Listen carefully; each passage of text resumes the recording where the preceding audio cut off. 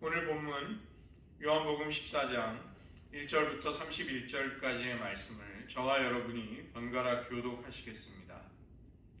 너희는 마음에 근심하지 말라. 하나님을 믿으니 또 나를 믿으라.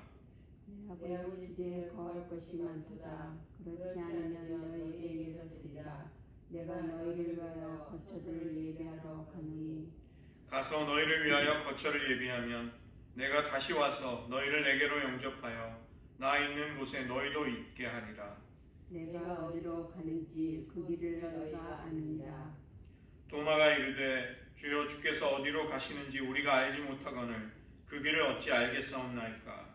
예수께서 이르시되 내가 곧 길이요 진리요 생명이니 나로 말미암 정토는 아버지께로 올 자가 없느니라. 너희가 나를 알았더라면 내 아버지도 알았으리로다. 이제부터는 너희가 그를 알았고 또 보았느니라. 빌립이 이르되 주여 아버지를 우리에게 보여주소서. 그리하면 족하겠나이다. 예수께서 이르시되 빌립아 내가 이렇게 오래 너희와 함께 있을 때 네가 나를 알지 못하느냐. 나를 본 자는 아버지를 보았거늘 어찌하여 아버지를 보이라 하느냐. 내가 아버지 안에 거하고 아버지는 내 안에 계신 것을 내가 믿지 아니하느냐. 내가 너에게 이르는 말은 스스로 하는 것이 아니라 아버지께서 내 안에 계셔서 그의 일을 하시는 것이라. 내가 아버지 안에 거하고 아버지께서 내 안에 계심을 믿으라. 그렇지 못하겠거든 행하는 그 일로 말미암아 나를 믿으라. 내가 진실로 진실로 너에게 이르노니 나를 믿는 자는 내가 하는 일을 그도 할 것이요 또한 그보다 큰 일도 하리니 이는 내가 아버지께로 가리라. 너희가 내 이름으로 무엇을 구하든지 내가 행하리니 이는 아버지로 하여금 아들로 말미암아 영광을 받으시게 하려 함이라. 내 이름으로 무엇이든지 내게 구하면 내가 행하리라. 너희가 나를 사랑하면 나의 계명을 지키리라. 내가 아버지께 구하겠으니 그가 또 다른 보혜사를 너희에게 주사 영원토록 너희와 함께 있게 하리니 그는 진리의 영이라. 세상은 능히 그를 받지 못하나니 이는 그를 보지도 못하고 알지도 못함이라. 그러나 너희는 그를 아나니 그는 너희와 함께 거하시며 또 너희 속에 계시겠습니다.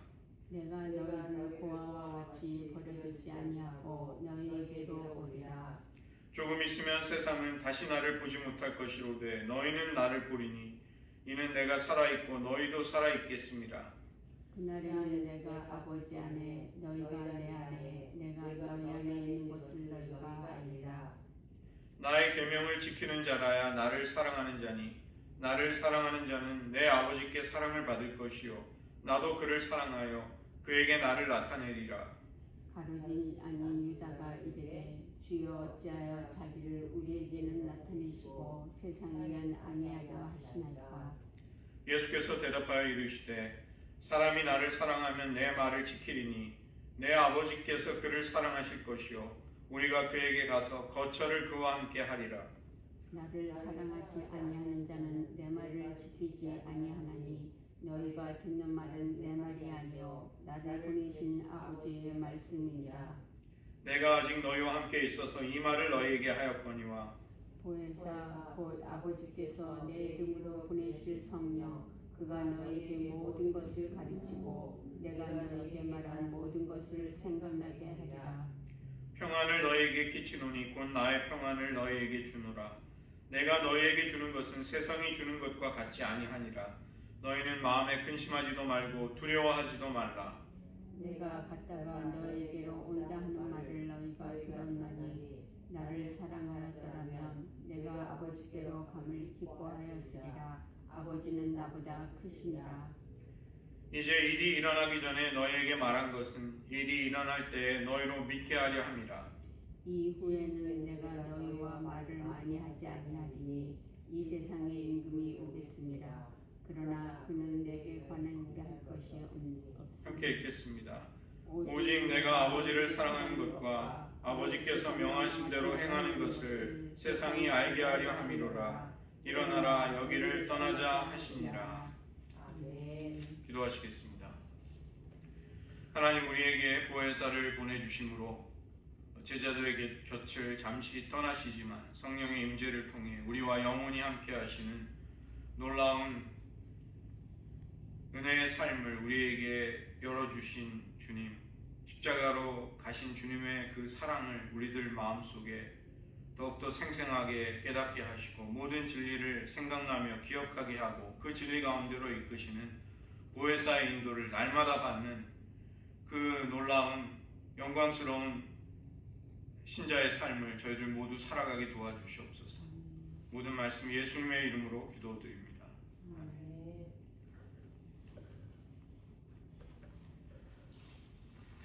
요한복음 13장부터 17장을 일컬어서 예수님의 고별사라고 부릅니다.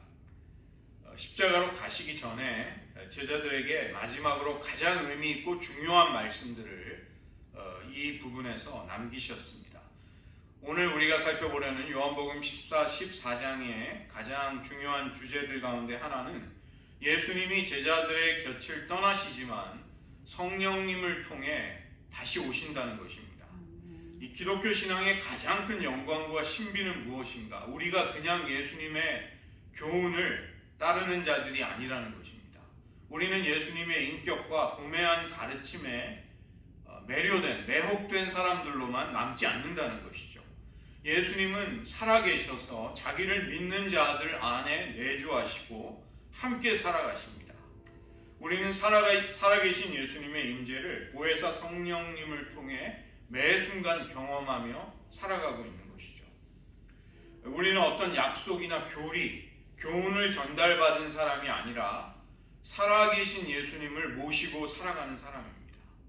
지금 이 순간도 주님은 그분의 생명과 인격과 성품, 주님의 마음을 우리와 함께 나누시고 교감하시면서 사랑의 교제와 연합 속에서 살아가게 하십니다.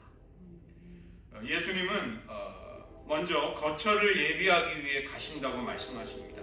이것은 예수님이 이제 곧 제자들의 곁을 떠나시기 때문입니다. 십자가로 가실 때가 임박한 것이죠. 13장 33절 말씀을 보시면 작은 자들아 내가 아직 잠시 너희와 함께 있겠노라. 너희가 나를 찾을 것이나 일찍이 내가 유대인들에게 너희는 내가 가는 곳에 올 수 없다고 말한 것과 같이 지금 너희에게도 이르노라. 이 말씀 속에 밝히고 계시듯이 제자들은 이제 사랑하는 주님과 결별하는 고통스러운 순간을 맞이하게 될 것입니다. 그러나 그것으로 끝이 아니라는 것입니다.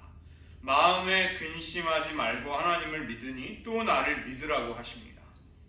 14장 2절을 보시면 예수님이 십자가의 죽음으로 잠시 제자들의 곁을 떠나는 것은 사랑하는 이들을 위해 거처를 마련하시려 가는 것이다. 이렇게 위로해 주십니다. 어떤 물리적인 장소의 개념을 넘어서서 예수님이 우리를 위해 마련하시는 거처는 예수님과 아버지 하나님의 사랑의 관계, 그 교제 속으로, 그 신비스러운 연합 속으로 우리들을 이끌어 가신다는 뜻입니다. 14장 3절에 예수님은 다시 오실 것을 말씀하십니다. 우리를 영접해서 나 있는 곳에 너희들도 있게 하겠다고 하십니다. 저희가 어제 12장 26절 어제 살펴본 본문이죠. 예수님은 나를 섬기는 자는 내가 있는 곳 거기에 그들도 있다고 말씀하셨습니다. 이것은 제자들도 주님과 같이 십자가로 가야 한다는 것이죠. 그러나 그것뿐만이 아니라 더욱 영광스럽게 예수님이 십자가의 죽음을 거쳐 부활의 영광으로 가시듯 그 영광스러운 아버지와의 사랑의 교제 속으로도 제자들이 나아가게 된다는 것입니다. 이것이 우리들의 소망이고 기쁨입니다. 우리는 단지 지옥에 떨어지지 않은 것을 기뻐하는 사람들이 아니라 예수님을 통해서 아버지 하나님과의 생명의 관계, 사랑의 연합 속으로 초청을 받고 그 삶으로 이끌려 가는 사람들이라는 것이죠. 보혜사 성령님이 바로 제자들에게로 다시 오시는 주님이십니다. 그리고 아버지와 아들의 연합, 그 사랑의 교제와 신비 속으로 우리들을 이끌어 가시는 것입니다. 14장 16절을 보시면 예수님은 사랑하는 제자들, 구원의 자녀들에게 성령님을 주시도록 아버지께 구하겠다고 말씀하십니다. 예수님 자신이 보혜사이십니다. 파라클레토스. 곁에서 함께 있도록 부름받은 자라는 뜻인데 직역을 하면 예수님은 또 다른 보혜사를 아버지께 구하셔서 그분이 오실 것을 말씀하십니다. 영어 성경에는 another counselor 이렇게 번역을 했는데 알론 파라클레톤, 똑같은 이 알로스라는 것은 똑같은 본질을 가진 또 다른 것을 말하는 것입니다. 또 다른 보혜사라는 것은 그래서 예수님과 똑같은 동일한 본질을 가진 파라클레토스가 오신다 이런 뜻입니다. 예수님이 성령의 임재를 통해 제자들 가운데 그들의 심령과 삶 가운데 찾아오실 것을 말씀하시는 것이죠. 그래서 예수님을 믿는 사람들은 성령님을 받고 성령님이 그 안에 사시는 사람, 성령의 내주하시는 사람이 되는 것입니다. 그리고 성령님의 내주는 곧 예수님의 내주하심이 되는 것이죠. 성령님이 바로 주님이 말씀하시는 또 다른 보혜사, another counselor가 되셔서 예수님의 임재를 우리 안으로 가져오시는 것입니다. 이것이 얼마나 귀하고 영광스러운 진리인지요. 다른 어떤 종교나 철학이나 윤리가 선과 구원을 이야기할지라도 이 복음의 영광과는 비교조차 할 수 없는 것입니다. 14장 17절에 그 성령님은 진리의 영이십니다. 진리라는 것은 예수 그리스도를 통해 우리에게 열리고 경험이 되는 하나님의 현실을 말하는 것이죠. 하나님의 실제, 하나님의 리얼리티, 이것을 진리라고 말씀하십니다. 진리의 영이 우리를 모든 진리 가운데로 인도하시고 그 진리를 가르치시며 체험시켜 주십니다. 또 예수님도 내가 진리라고 말씀하십니다. 그래서 진리의 영이신 성령님을 통해 우리는 진리이신 예수님을 알아가는 것입니다. 이것은 머리로 관념으로 책을 읽어서 아는 그런 종류의 지식이 아니라 체험을 통해 영혼과 온 마음으로 깊이 알게 되는 그런 알미 우리에게 오게 된다는 것이죠. 14장 17절 그분은 너희와 함께 거하시며 너희 속에 거하시는 분이시다.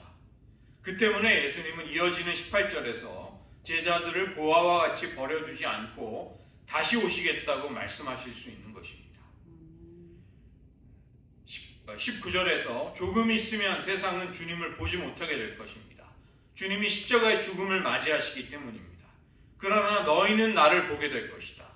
제자들은 부활하신 주님을 곧 보게 될 것입니다. 그러나 거기에 그치지 않고 신자들은 성령님을 통해서 예수님의 임재를 성령의 내주하심 속에서 체험하며 살아가는 사람들이 된다는 것입니다. 이것이 얼마나 놀라운 진리인지. 두 번째로는 길과 진리와 생명이 되신 예수님. 그 예수님은 아버지의 일을 행하시며 아버지의 말씀을 우리에게 전해주십니다. 요한복음 13장 37절을 보시면 베드로의 질문이 나옵니다. 베드로는 왜 지금 주님을 따를 수 없냐고 질문을 합니다. 예수님이 내가 가는 곳에 내가 지금은 따라올 수 없지만 후에는 따라오리라고 말씀하신 것이죠. 14장 5절에는 도마의 질문이 나오죠. 도마의 별명은 의심하는 도마입니다. Doubting Thomas. 주님이 어디로 가시는지 모르는데 그 길을 어떻게 알 수 있습니까? 이에 대해서 예수님은 14장 6절에서 내가 바로 아버지께로 가는 길이다. 우리는 예수님을 통해 아버지 하나님께로 갈 수 있습니다. 예수님만이 하나님께로 가는 유일한 길인 것이죠. 우리가 다른 종교를 무시해서가 아니라 예수님만이 하나님께로 가는 유일한 길이기에 우리는 절대 진리와 영원한 생명이 복음에만 있음을 믿는 것입니다. 예수님은 너희가 나를 아는 것이 곧 아버지를 아는 것이라고 말씀하십니다. 예수님이 가시는 길의 최종적인 목표, 그 마지막 목적지는 하나님과의 영원한 교제와 사랑의 연합입니다. 제자들은 다시 예수님과 하나가 되어서 그 길을 예수님에 의해 인도받게 되는 것이죠. 예수님과 믿음으로 결합이 되어 있고 사랑으로 연결됨으로써 우리는 진리와 생명, 바로 하나님 아버지와 주님이 함께 누리시는 그 사랑의 교제 속으로 이끌림을 받는 것입니다. 10절과 11절을 보시면 예수님은 내가 아버지 안에 거하고 아버지께서 내 안에 계심을 믿으라, 이것을 말씀하십니다. 예수님이 공생애 속에서 행하신 모든 일들은 아버지의 행하심이었습니다. 그분의 모든 말씀도 아버지의 말씀이셨습니다. 예수님 안에 아버지께서 역사하시고 행하시고 말씀하셨기 때문입니다.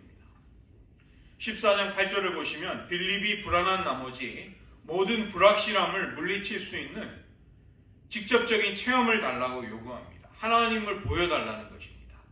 이에 대해서 예수님은 예수님의 인격과 삶 가운데 그분이 행하신 일들 속에서 계시되고 드러난 아버지 하나님을 주목하라고 말씀하십니다. 이것 이상으로 이 땅에서 더 직접적인, 더 깊은 체험이 없다는 것입니다. 이것보다 심오한 계시가 불가능하다는 것입니다. 예수님을 사랑하고 그분과 교제하며 주님께 연합하는 것이 곧 하나님을 체험하는 것입니다. 14장 12절에서 제자들은 이제 십자가를 거쳐 영광스럽게 올리우신 부활의 주님과 하나 되고 연합됨으로 그분의 기적과 일들을 이 땅에서 감당하게 될 것입니다. 제자들 안에서 그리고 교회 공동체를 통해 주님은 주님의 일을 행하고 계십니다. 그리고 제자들은 예수님의 이름으로 드리는 기도에 응답을 받게 됩니다. 예수님의 이름을 무엇이든지 자기가 원하고 욕망하는 바를 얻기 위한 마술처럼 부적처럼 사용하는 기도가 아닌 것이죠. 예수님의 이름으로 드리는 기도는 곧 예수님의 뜻대로 예수님의 영광과 아버지의 영광을 구하는 기도입니다. 이런 기도가 응답되는 것을 이제 약속하십니다. 또 15절과 21절, 23절을 보시면 너희가 나를 사랑하면 나의 계명을 지키리라. 사람이 나를 사랑하면 내 말을 지키리니 나의 계명을 지키는 자라야 나를 사랑하는 자라. 너무 중요하기 때문에 예수님이 3번이나 반복하십니다. 그렇다면 어떻게 주님의 계명을 지킬 수 있을까요?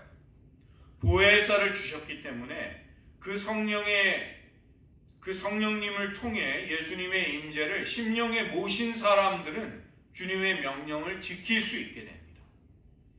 주님이 우리를 사랑하셨듯이 그 사랑으로 서로를 사랑하라는 새 계명을 주시죠. 이 새 계명을 지킬 수 있는 사람이 되는 것입니다. 믿음도 약하고 능력도 없는 우리에게 예수님이 자기 명령을 지키라는 것은 너무 부담스럽고 가혹한 것이 아닙니까? 이렇게 반문한다면 이 예수님의 명령이 단지 우리의 힘과 의지를 가지고 지키라고 주어진 것이 아님을 우리는 눈여겨보아야 할 것입니다. 주님을 사랑하고 그분의 계명을 지키라는 말씀은 보혜사 성령님을 주시는 약속과 함께 주어져 있습니다. 그 때문에 이것은 우리가 지킬 수 있고 순종할 수 있는 말씀이 되는 것이죠. 사도행전 1장 8절도 마찬가지입니다. 오직 성령이 임하시면이라는 단서가 달려 있습니다. 오직 성령이 임하시면 너희가 권능을 받고 예루살렘과 온 유대와 사마리아와 땅 끝까지 이르는 주님의 증인이 될 수 있는 것이죠. 성령이 임하시기에 주님의 증인으로 복음을 전하게 됩니다. 그래서 기독교 신앙은 나의 열심, 나의 의지, 나의 생각을 앞세우고 강화시킴으로써 수행이 되는 것이 아닙니다. 우리 안에 내주하시는 성령님과 교제하고 그분의 음성을 듣고 그분의 마음을 느끼는 가운데 순종하고 그런 신앙생활을 해나가는 것입니다. 보혜사 성령님을 통해 예수님은 제자들 안에, 제자들은 예수님 안에 거하시는 상호 내주가 이루어집니다. 주님은 십자가로 가시면서 이제 이 땅에 남겨질 제자들에게 주님의 평화를 선포하십니다. 이것은 세상이 주는 것과 전혀 다른 종류의 평화, 그런 샬롬입니다. 14장 1절에서 마음에 근심하지도 말고 두려워하지 말라는 말씀을 27절에서 다시 또 반복하십니다.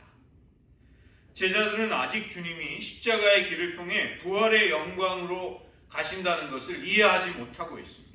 그것을 받아들이지 못하고 있는 사람들입니다. 그러나 이런 모든 제약과 한계들은 보혜사 성령님을 통해 극복이 될 것입니다. 제자들의 연약함은 성령의 내주를 통해 그 한계를 뛰어넘을 수 있게 된다는 것입니다. 주님의 평화는 주님이 이렇게 우리에게 이루어 주시는 구원의 내용입니다. 구원의 결과입니다. 주님의 임재를 통해 우리에게 허락되는 주님의 선물이 바로 주님이 우리에게 주시는 평안인 것이죠. 14장 28절 아버지는 나보다 크심이라. 이것은 모든 것이 하나님 아버지께로부터 나오고 또 모든 것을 그 아버지께서 최종적인 성취로 이끌고 가심을 예수님이 말씀하시는 것입니다. 아들의 오심도, 아들을 영화롭게 하시는 것도 다 아버지께서 하시는 것이다. 14장 30절 이후에 이 세상에 임금이 올 것을 말씀하십니다. 예수님은 요한복음 18장에 나오듯이 체포되십니다. 잠시 어두움의 권세가 승리하는 것처럼 보입니다. 그러나 사탄의 세력은 예수님께 관계할 것이 아무것도 없다고 말씀하십니다.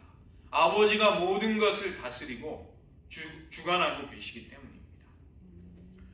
저희 어제 살펴본 말씀 12장 26절 사람이 나를 섬기면 아버지께서 주님을 섬기는 사람을 귀하게 여기실 것이다. 이 똑같은 말씀을 23절에서 되풀이하십니다. 사람이 나를 사랑해서 내 말을 지키면 내 아버지께서 그를 사랑하실 것이다. 아버지와 아들은 그런 사람들에게 가셔서 거처를 그와 함께 하실 것을 말씀하십니다. 보혜사 성령을 통해 우리는 예수님 안에, 예수님은 우리 안에 거하십니다. 주님은 이런 영광스러운 교제와 사랑의 연합으로 우리를 이끄시기 위해 십자가로 가시는 것입니다. 그래서 예수님의 다시 오심은 세상 끝에 종말에 가서야만 일어나는 일이 아니라 이미 벌써 부활하신 주님과의 만남 속에서 우리에게 이루어지는 일이 되는 것이죠. 우리는 이런 영광스러운 진리를 기뻐하고 누리는 삶으로 초대를 받은 것입니다. 오늘 우리는 예수님의 떠나가심과 다시 오심의 의미를 말씀하시는 주님의 고별 설교를 살펴보았습니다. 주님은 보혜사 성령님을 우리에게 보내주심으로써 예수님 자신이 아버지와 누리고 계시는 그 사랑의 교제, 그 신비스러운 연합 속으로 우리들을 이끄시겠다고 약속하십니다. 그것이 우리를 위해 주님이 예비하시는 거처가 될 것입니다. 우리는 그 영광스러운 자리에 가서 주님을 사랑하고 주님을 모시고 살아가는 삶을 살게 된 것입니다. 이 영광스러운 진리를 오늘도 체험하며 누리시기를 주님의 이름으로 축원드립니다. 이 시간 들은 말씀을 의지하면서 저희들 기도하는 시간 가지겠습니다. 예수님은 궁금해하고 또 불안해하는 제자들을 안심시켜 주십니다. 너희는 마음에 근심하지도 말고 하나님을 믿으니 또 나를 믿으라고 하십니다. 나를 사랑하기에 나의 계명을 지킬 것을 당부하십니다. 그것은 우리에게 무거운 짐이 되지 않습니다.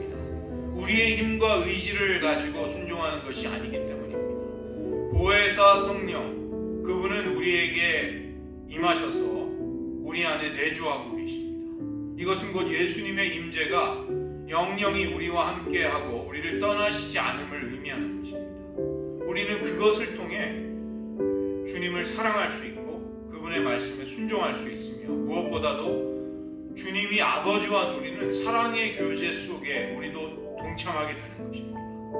이것이 얼마나 영광스러운 진리인지를 우리는 영안과 귀가 열려서 똑똑히 보고 들을 수 있어야 하겠습니다. 주님, 우리에게 이 진리를 밝히 보여주십시오. 우리가 이미 체험한 이 진리가 우리의 모든 고난을 이기게 하시고 우리의 모든 갈등과 어려움을 극복할 수 있는, 우리의 연약함을 뛰어넘을 수 있는 능력이 되게 하여 주시옵소서. 잠시 여러분의 신앙 고백으로 같이 기도하시겠습니다. 하나님, 주님이 곧 십자가에 죽은 제자들의 곁을 잠시 떠나실지라도 주님은 부하들처럼 그들을 버려두지 아니하시고 다시 오시겠다고 약속해 주십니다. 그것은 곧 보혜사 성령 또 다른 파라클레토스를 보내주심으로써 예수님의 임재와 현존을 제자들의 심령 속에 성령의 내주하심으로 주실 것이기에 주님은 그들을 제자들을 위로하실 수 있으셨습니다. 주님, 저희들 어떤 어려움과 어떤 한계 속에 부딪힐지라도 낙심하지 않을 수 있는 것은 이 보혜사 성령님의 내주하심으로 우리와 함께 하시기 때문입니다. 성령이 함께 하심을 통해 살아계신 주님이 우리와 함께 하시고 우리를 사랑으로 이끌어 주시고 우리를 아버지 하나님과 영광스러운 교제로 초청하시며 그것을 즐거워하며 누릴 수 있게 하셨습니다. 하나님이 이 영광스러운 진리를 우리가 듣게 받들어 날마다 즐거워하며 감사하며 살아가게 도와주시옵소서. 사랑하는 주님이 잠시 곁을 떠나보내는 고통스러운 아픔이 제자들을 엄습하겠지만 그러나 부활하신 주님을 목격하는 큰 기쁨 그리고 그 부활하신 주님이 성령을 보내주시는 영영인 주님의 임재를 허락하시는 놀라운 삶으로 제자들을 이끄실 것을 주님의 사랑하는 이들은 기뻐할 수 있었습니다. 그 동일한 기쁨이 우리 심령 속에 이 고난주간 가운데 넘치기를 원합니다.